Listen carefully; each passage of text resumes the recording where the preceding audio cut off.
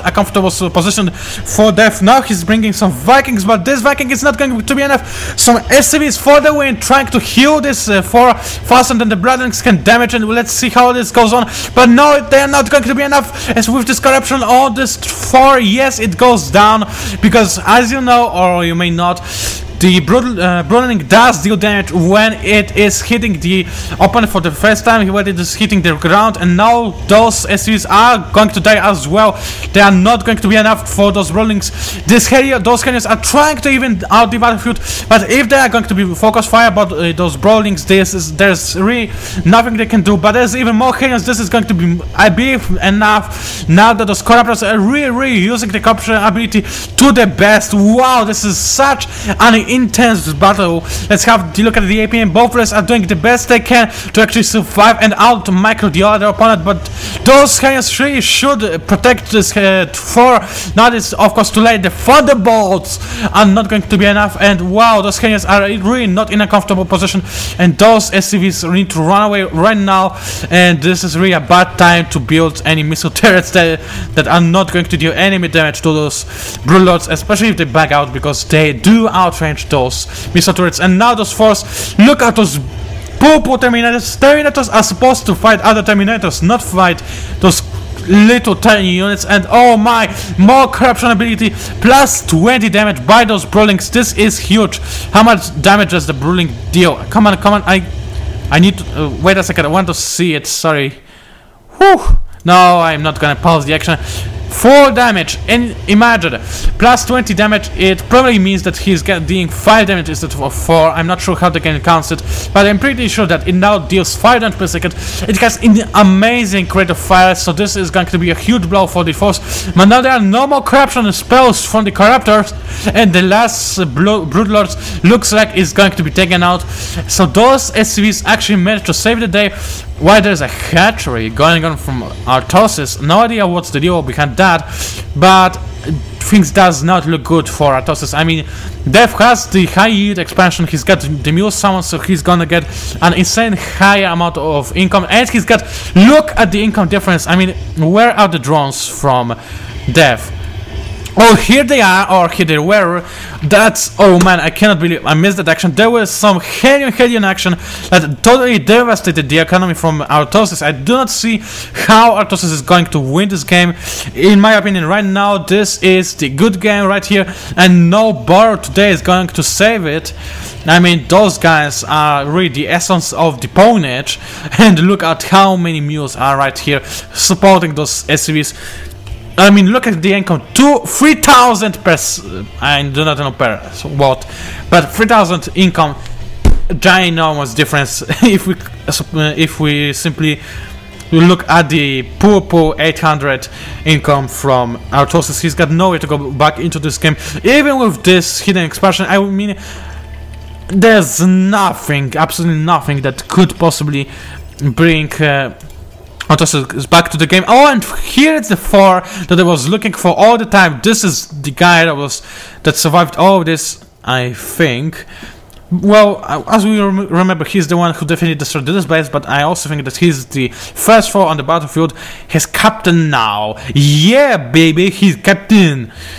And oh, there is a major battle going on, and I totally missed it. An army of Hellions burning out those Broodlings that die in a burst of fire within seconds, but there's nothing that can stop those Broodlords from producing more of those nasty Broodlings, and those 4s really need to support those Hellions as they were dying one by one to the superior Zeg flying army. Now those, oh, excuse me, those Hellions are really trying to even out the battlefield, but if those corruptors are going to keep casting the corruption spell, this might be extremely one-sided, as those probably, well, I do see that they're taking the pounding. As you can see, they made a critical mistake. They got too close to the missile turret, and now I think they're not going to be enough to punch through those 4s. But there is even more reinforcements coming in. While this is showing this, I need to drink some water, and now even more reinforcements coming in. Now they decided to turn into the Corruptors. Probably going to, yeah, they're going to clear the sky from those Vikings, and I need to drink something ASAP, unless I want to die.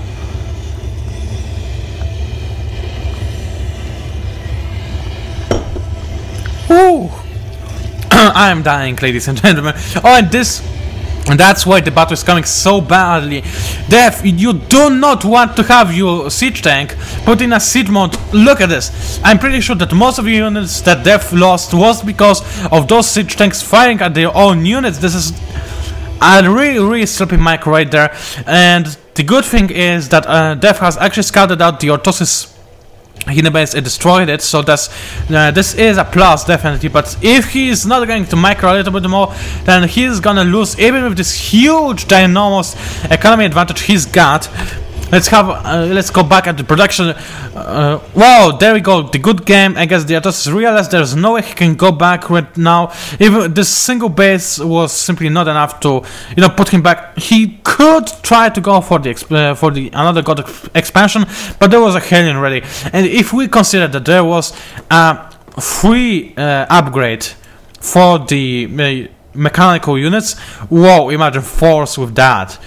Or rather, imagine Hellions. This would be so powerful. I mean, it was already powerful, so wow, I was really nicely surprised by this game. I think it was pretty nice. So thank you for watching, and before I end, there's something I wanted to discuss. I didn't have time for it in my channel update, so I'll talk about this now and hope that you do not rage quit this video right now. Of course, if you only care about the replay, then feel free to quit right now. If you want to hear something more, then please stay. And the thing I want to ask about is, I called myself in this video the mighty mix spammer, but there are no mix in this game, so how should I be called in Starcraft 2? Now, the problem I keep having is, in the Generals and Dread Alert 3, I could call myself the mighty mix spammer because there were mix over there, right? I love them a lot because I love the real mix from the real world. I mean they are the best air superiority fighters, in my honest opinion, that you can find. And I was also exceptionally well playing with those mix that were in the game. I mean, I had really good micro in Generals, and I had a really good macro in Red Dead 3 when I was just massing tons and tons of mix.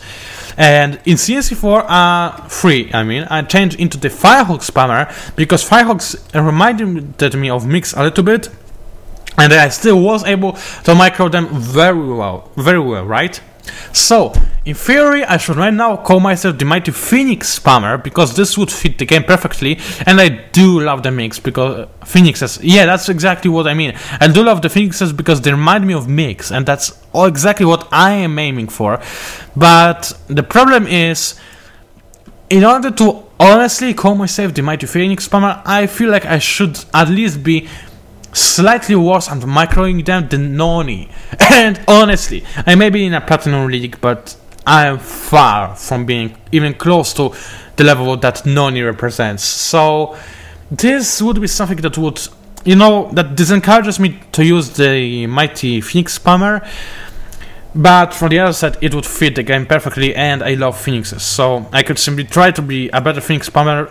We'll see how it goes. I really want your opinion. Of course, I could call myself the mighty Viking spammer because on this new Starcraft 2 website, it turned out that I'm supposed to join the Dominion as a Viking pilot, which really nicely surprised me because it exactly the game exactly knew what I am. But I really like Phoenixes more. So please share your opinions. I want to know how to call myself.